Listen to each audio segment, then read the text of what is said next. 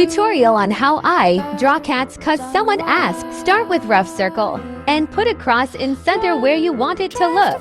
Then add circle for muzzle, and for ears add curved lines and just follow what I'm doing. Then I do these cheeks. They can be fluffy. They curve and connect to the muzzle. Then you draw over the sketch. This works for traditional also. Ignore the small circle for now. Trace bottom curve. Add weird nosy triangle thing and mouth.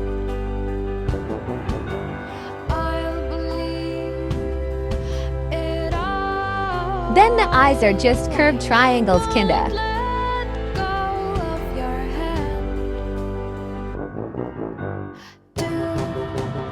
Body if wanted. Done. Sorry for not very good explanation but